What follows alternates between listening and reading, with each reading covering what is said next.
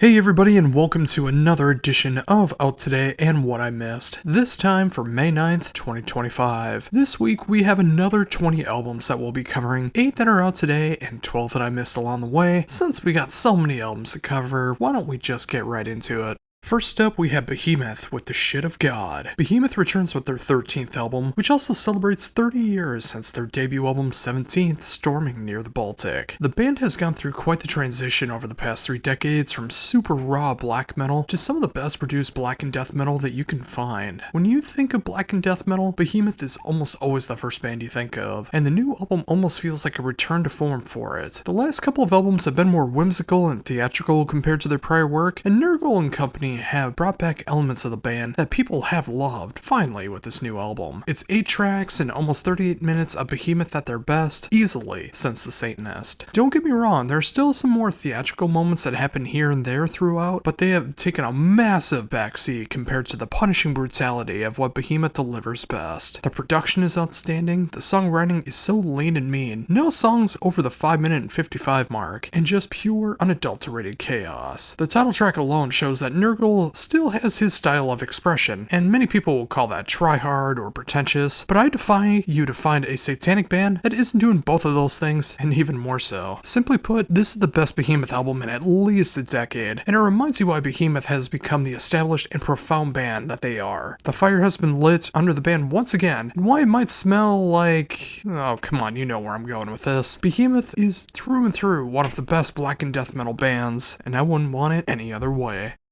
Next we have Chanteris with Phantom of Reality. 3 albums into this Norwegian progressive and heavy metal band is easily some of their best work, and it's not even close. They have learned what works best for the band and continue refining everything to be exactly what it needs to be. Musically, I hear a lot of what I love about bands like Nevermore and The More, but vocally, it's much more aggressive and adds a lot of intensity from bands like Accept and Creator. Just picturing a band that sounds like a mix of progressive, heavy metal, black metal, and industrial, all thrown into one is no easy feat, but the band is not afraid to write what they want to write, and they make it so very catchy. This is some killer stuff, and if you want a band that can appeal to so many genres while staying true to themselves, make sure to check out Chanteris.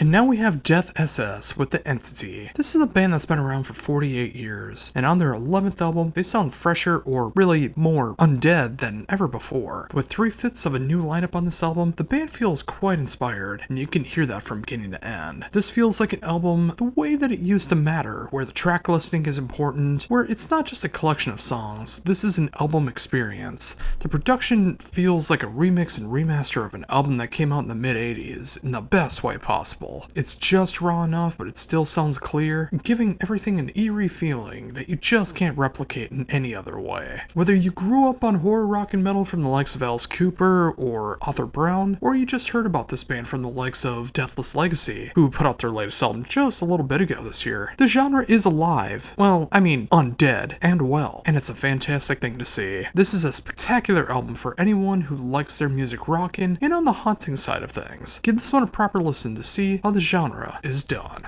Now we have Exilium Noctis with Pactum Diaboli. You didn't think Behemoth was the only band putting out some black and death metal today, did you? Well, they have some stiff competition from this great band coming in with their sophomore album. The band is much more on the blackened side of things, and it works to their advantage. While there is just enough death metal in their sound to satisfy those that are looking for it, everything from the production to the guitar tones to the vocal stylings is so much more raw and blackened. So much so, it might even have salmonella. But seriously, the production is great, and it benefits the music on hand. The songwriting on display is pummeling, and it does not let up long enough for you to be able to catch your breath. This is an excellent display of black and death metal with just enough aspects of other genres, and the occasional haunting keyboards to draw you in and leave you wanting more when it's done. If you want a different take on satanic black and death metal that comes out today, check out Exilium Noctis. Now we have Ghostbath with Thorn Rose Necklace. Ghostbath is one of the most polarizing black metal bands currently running today, and it's for good and bad reasons. I think people need to let go of the fact that they trolled everyone when they first started off by saying they were from China. Nameless resided in North Dakota at the time, and also the band is known for their life lover style black metal vocals from time to time, which is not everyone's bag. All of that said, I define you to find another band that is this earnest in this style of depressive suicidal black metal, post-black, that continuously improves on every single album the way that Ghostbath has accomplished to this date. With the 5th album, the band has the most mature songwriting they've had to date. Also with the shortest album that they've done to date with 9 songs in just a little over 35 minutes, a far cry from the well over hour-long albums that they started off with. This album, while sucker punching you with its dark, and I do mean dark lyrics, it just flies by, and you realize that this is their catchiest album to date as well. Seeing what the band has accomplished here is outstanding, and it's great to see this style getting some great representation with a band that tours and produces music as much as this band does. The production is easily their best to date, and everyone recording on here is putting on a brilliant display of musicianship. If you want to see what this more raw approach to post-black, or overly produced DSBM, depending on how you want to look at it, check out Ghostbath. Here we have La Cabra with their self-titled debut, and this album is quite the adventure. Hailing from Seattle, this is a progressive death metal band that really does wear its influences on their sleeves in the best of ways. I can hear as much Nevermore as I do Arch Enemy as I do Goatwhore. They are a band with a core sound, but they're not afraid to expand upon that sound when necessary. The production is perfect for this style, and the songwriting is exactly what it needs to be effective. This is a band I can see going very far if the right people hear them, and that's a big reason why I do what I do. I want this band to be heard. This is a band that's more than worthy of your time if you are any kind of a metal fan. No matter your taste, there is something here for you. It's heavy, aggressive, and so catchy in the right spots. This is how you make a band stand out while still sounding familiar. Seriously, if you want to hear a band that gets aggressive and melodic in this style of metal, give La Cabra a proper spin. Here we have Ominous Ruin with Requiem. This San Francisco quintet is back with their sophomore album, and it's some of the catchiest brutal tech death I've come across in a long time. Of course, this album is relentless, and it pummels you into the ground song after song, but it's done in such an earnest way that knows how to show off their technicality, when to write just a really punishing riff, and when to write a riff that will be stuck in your head for days, something I wish more bands in this style would be able to pull off. This is easily for those who enjoy the likes of Archspire, Inanimate Existence, and Cytotoxin, all while having their own flair to it all. The production is crisp and punchy, the songwriting hits you like a ton of bricks. This is my kind of brutal tech death. If you want something in this style that sounds memorable, Ominous Ruin has delivered with Requiem. And finally, for brand new albums out today, we have a Finnish band that I hope I get the name right of, and especially that album title, Svarta Havet with Mannen ska Lysa den Vaj. This is the sophomore album from this Finnish band that combines the intensity of black metal with the emotional side of post-hardcore. They are not the first to try this, but they may be the band that has perfected this sound. While I don't speak Finnish, and I can't say I know the lyrics, but I do appreciate how supportive they are of anti-fascist, feminist, trans, and queer politics. They're all on the right side of history, and they have 100% support from my end. Especially in a genre that has black metal tendencies, and a history of musicians that, well, let's say have the polar opposite view. I love that there is a band like this that is not afraid to write the music that they want to write about what they want to write about, and support who they want to support. You mix all together with a raw yet clear production style that hits you so hard, and you have a band that should be on your radar if you like the likes of Mole, Benza, and Obsidian Tongue, amongst others. Black and metal with a message is something I can get behind. Sign me up. And now for new albums that I haven't gotten to yet, we have Alzagoth with Ad Finem. The debut album from this Finnish band takes everything that works with this legendary style of Finnish melodeath and makes it their own. With an early 2000s production style, this feels like the early days of Children of Bodom, Winter Sun, and that middle sweet era of Demi Borgir. Well, musically anyways, all rolled into one. The songs are so catchy and memorable, with keyboards that are sure to be stuck in your head for days, and a familiar style but done with such an authenticity behind it that it just needs to be heard to be understood. 8 songs and a little over 38 minutes is a perfect length for what this band is going for, and will still leave you wanting more. I can't wait to see where this band goes from here, because if this is just their debut album, their best is yet to come. Check this one out as soon as you can. Next, we have Enuma with Flesh and Bone. The third album from the Spanish outfit is ridiculously catchy, and it just gets better and better with every repeat listen. This band has perfected their sound to create this style of melodeath with just enough metalcore tendencies to stand out from the crowd and give themselves a familiar yet unique sound. The production is very much in that mid-2000s style that is raw but powerful, and the songwriting is lean and mean with solos that rival some of the best solos done in recent times. This feels like the perfect counterbalance to the brand new album from Heathen Heretic, and if you're looking for something of that style, I think this band will be right up your alley. So if you want some of that catchy yet aggressive melodeath, check out Enuma. Here we have Brave Ride with The Great Awakening. Brave Ride's return with their 4th album in 19 years is the kind of epic power metal that we need right now, and it's all about that quality over quantity. It's over the top, heavy, and so catchy. It reminds you why this genre of music has always ruled. And this Greek band just shows all of that off in the best of ways. When they put out an album, it is the best that they can offer at the time, and this album is no different. The production is that right balance of raw and pristine. The songwriting is just grandiose and just filled with so many great catchy moments on top of all of that. If you love the genre, it fits like a glove. This is for anyone who enjoys the likes of Rhapsody, Darkmoor, Warlord, and so many others in the genre. Just let this album spin and take you away, and in 2025, that couldn't be more needed. Next up, we have Hagain with Top of the Tower. This Japanese band's sophomore album is easily some of the catchiest and most emotionally driven melodic power metal that I've heard in a long time. Granted, I don't speak Japanese, so I don't know the lyrical meanings, but the way that they are sung is simply incredible and hits you right in the feels. This is a band that I feel like should be on anyone's radar if you enjoy the likes of power metal bands like Love Bites, to Brideer, to even English-speaking bands like Borealis and Vanishing Point. The production is stellar, and the songwriting, again, is just so emotional and it hits you hard. This is beautiful, melodic power metal done right. And if you need that right now, and who couldn't, you need to check out Hagain. Next we have Korra with Ananke. Although I will say this is a refreshing change of pace. A band that can combine the best elements of someone like Isan and mix it in with a band like Arcturus or Borknagar, and somehow knows how to let that full black metal extremes happen in bands like Emperor and Dissection. Roll that into one and you have Korra. This is a band that has been pushing the boundaries of what can be done in this style of black metal in all of the best ways since their debut album a few years ago. They are continuing with the sound that they've crafted off that album, and they know it works, but they still know how to innovate in the process. The production is exactly what is needed for this style, and the songwriting is just simply inspired. This is for those that really enjoy the experimental, proggy, avant-garde, and just bonkers moments of black metal, and it's a beautiful thing to see. If you want to see what Arcturus would sound like if Isan joined ICS Vortex and company, you need Korra.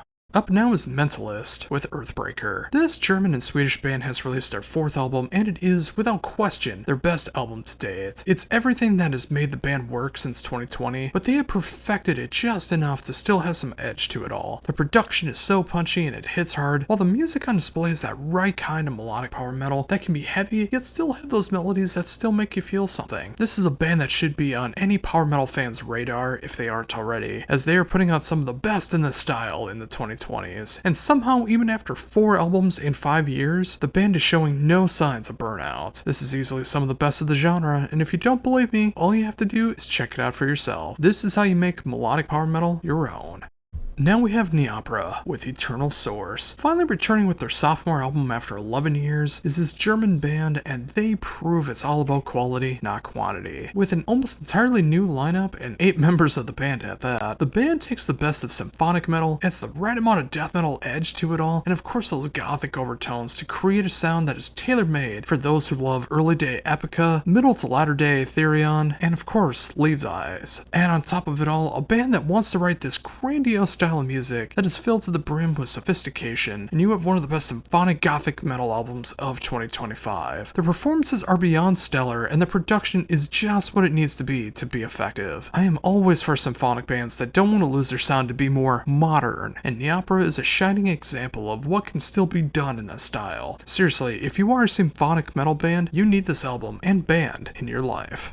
Next, we have Ocean Grave with a bouquet of words forlorn. 3 albums since 2021 for this one-man Italian death doom band, and it only improves from album to album. The songs are so filled with sorrow and heartache, while feeling this sense of catharsis that's hard to explain unless you are a death doom fan. This is easily made for the likes of November's Doom, October Tide, Woods of Ypres, and more. This is the kind of album you just can't fake. The pain on here is real, and you can hear it in every vocal line, guitar tone, and drum hit. The production is perfect for this style, taking you on this downward spiral of emotions that you don't want to leave. Simply put, if you love death doom, you need the new Ocean Grave in your life. It's deep, dense, and full of sorrow. In other words, it's exactly what you need. Here we have Propagandhi with At Peace. Propagandhi has always been a polarizing band, not just because of their unique blend of melodic hardcore, thrash metal, heavy metal, punk, and so much more mixed together, but because of their social commentary and political standpoints, stuff that I'm pretty much 100% behind. That's all the more reason I'm covering them on their 8th album, At Peace. Everything that you love, or hate if you're of that persuasion, is here on full display, and it couldn't be a more appropriate album for the world that we live in 2025. All you have to do is look at their album cover, and it's a battle on display of everything that's going on right now. Also, just listen to the title track and you'll get a good sense of what this album is hinting at this time around. Every time I listen to this album, it just hits me harder and harder, but it also gives me a little bit of hope as well. Maybe not everyone in the world has gone to the dark side, and if we join together, maybe something still can be done. Maybe it's a far-fetched dream, but we need those far-fetched dreams more now than ever. The music is spectacular and the production is just raw enough without losing any punch and power. This is required listening if you are of the left-leaning political persuasion, and I dare say, even if you're on the far right, you still might need to check this one out as well, just for a different change of pace. And you know what? It just might do you some good.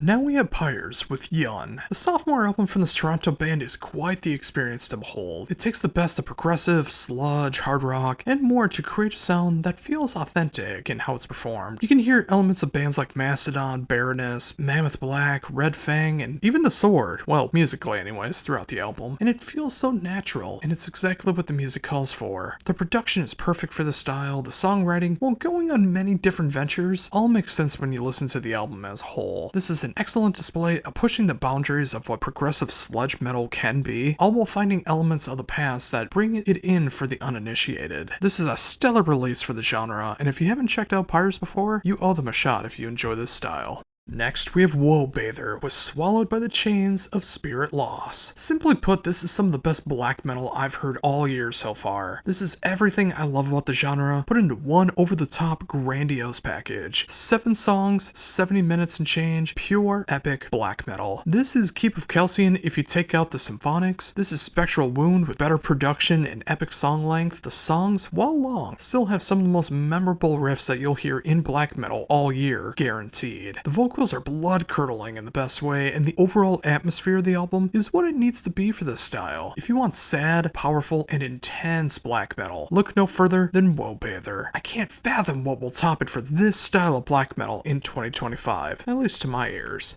And finally, for brand new albums that I missed, is Your Spirit Dies, with My Gnawing Pains Will Never Rest. And wow, what an apt description of my life in 2025. This is one of the best displays of how heavy metalcore can be done in the 2020s. The fact this band can go from the outer reaches of the most melodic hardcore and metalcore to moments that rival the heaviest deathcore bands in its breakdowns in terms of intensity, to everything in between all of that, all while not sounding like a hodgepodge of sound, is something to truly appreciate. Every song on here has its own flair, but it all works together seamlessly as you listen from beginning to end. You will hear everything from Unearthed to Carnifex to Darkest Hour, and so much more here on display. All while the band adds their own spices to the music to make everything truly their own. The production reminds me of that mid to late 2000s metalcore scene in the best ways. This is a band that is pushing the envelope of what can be done in this genre, and is doing so in a way that I hope will inspire bands for generations to come. Seriously, if you are a metalcore fan of any style, you need to check out Your Spirit Dies to see how this genre should be done in 2025. And there you go, folks, another edition of Out Today and What I Missed in the books, this time for May 9th, 2025. So what do you think? Did I pick out some good albums? Did I pick out some bad albums? Anything I missed? Anything that you're going to check out? Anything that you're going to steer clear of? Please let me know down below. And of course, like, comment, share, subscribe, all of that good stuff. The fact that I've covered 410 albums so far this year is nothing short of miraculous. And, you know, we're not even halfway done with the year yet, so plenty more is to come. Especially when you come in next week, as we check out Today and What I Missed for May 16th, 2025. Until then, for the Heavy Debriefings YouTube channel, this is Josh Runquist saying, embrace the skullet.